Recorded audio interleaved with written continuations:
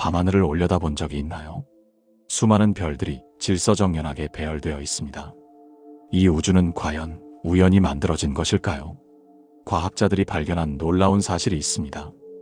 우주를 지배하는 4가지 기본 힘이 있습니다. 중력, 전자기력, 강한 핵력, 약한 핵력입니다. 이 힘들의 크기가 지금보다 조금이라도 달랐다면 우주는 존재할 수 없었습니다. 중력이 조금만 강했다면 모든 별이 블랙홀이 되었을 것입니다. 조금만 약했다면 별이 형성되지 못했을 것입니다.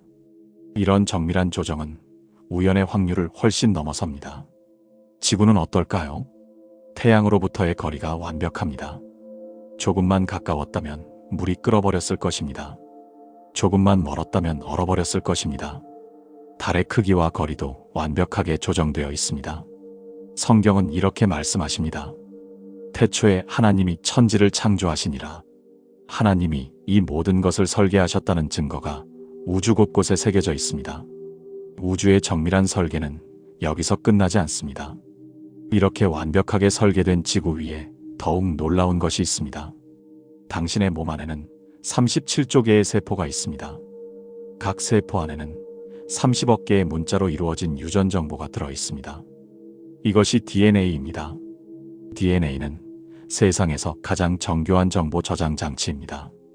1g의 DNA에는 7천억 기가바이트의 정보를 저장할 수 있습니다. 가장 좋은 컴퓨터 하드드라이브보다 100만 배나 효율적입니다. 더 놀라운 것은 이 정보가 스스로 복사되고 수정된다는 것입니다. 세포 분열 때마다 30억 개의 문자가 완벽하게 복사됩니다. 오류 수정 시스템까지 갖추고 있습니다. 한 개의 세포 안에는 수천 개의 분자 기계가 작동하고 있습니다. 단백질을 만드는 리보솜, 에너지를 생산하는 미토콘드리아, 물질을 운반하는 시스템들이 있습니다. 이 모든 것이 동시에 완벽하게 작동해야 생명이 유지됩니다.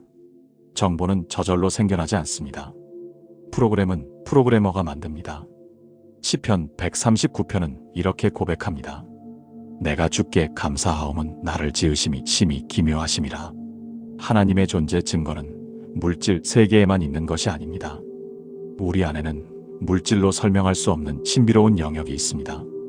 왜 인간은 선악을 구분할 줄 아는 것일까요? 왜 불의를 보면 분노하고 선행을 보면 감동받는 것일까요? 전 세계 모든 문화권에서 공통된 도덕 개념들이 있습니다.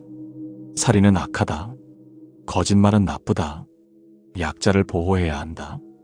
부모를 공경해야 한다. 이런 기준들은 어디서 온 것일까요? 진화론으로는 이런 도덕성을 설명하기 어렵습니다. 생존에 유리하다면 거짓말하고 속이는 것이 더 나을 수도 있습니다. 그런데 왜 우리는 진리를 추구하고 정의를 원하는 것일까요? 우리 안에는 절대적 기준을 가리키는 나침반이 있습니다. 그것이 바로 양심입니다. 이 양심은 누가 만든 것일까요? 어머니가 자신의 생명을 바쳐 아이를 구하는 모습을 봅니다. 의인이 악인을 위해 목숨을 내놓는 모습을 봅니다. 이런 사랑은 어디서 오는 것일까요? 로마서 2장은 이렇게 말씀하십니다. 이런 이들은 그 양심이 증거가 되어 그 생각들이 서로 혹은 송사하며 혹은 변명하느니라. 하나님이 우리 마음에 도덕 법칙을 새겨놓으셨습니다. 인간에게는 도덕성뿐만 아니라 더 깊은 갈망이 있습니다. 그 갈망은 바로 영적 욕구입니다. 동물들은 배가 고프면 먹습니다. 졸리면 잡니다. 그런데 인간은 다릅니다.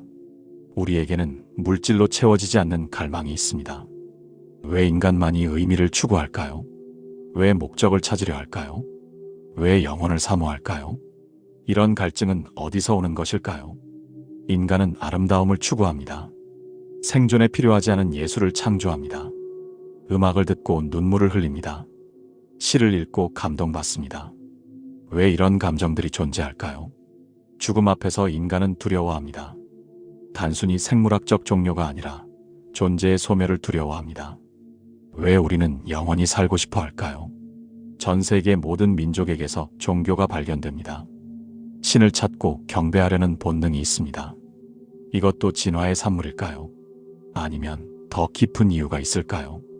갈증이 있다는 것은 물이 존재한다는 증거입니다. 배고픔이 있다는 것은 음식이 있다는 증거입니다. 영적 갈망이 있다는 것은 무엇을 의미할까요? 전도서 3장은 말씀하십니다. 하나님이 사람들에게는 영원을 사모하는 마음을 주셨느니라. 우리 안에 영원한 갈망은 영원하신 하나님을 가리킵니다. 하나님은 단순히 철학적 개념이 아닙니다. 하나님은 역사 속에서 구체적으로 일하신 분입니다. 성경에는 놀라운 예언들이 기록되어 있습니다. 수백 년 전에 기록된 예언이 정확히 성취되었습니다.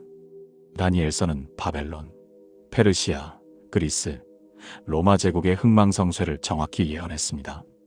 예레미야는 바벨론 포로 기간을 70년으로 예언했고 정확히 성취되었습니다.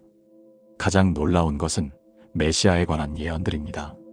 구약에는 메시아에 관한 300여 개의 예언이 있습니다. 그 모든 예언이 예수님에게서 성취되었습니다. 미가서는 메시아가 베들레헴에서 태어날 것을 예언했습니다.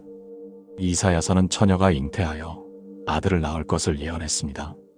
스가랴서는 메시아가 나귀 새끼를 타고 예루살렘에 입성할 것을 예언했습니다.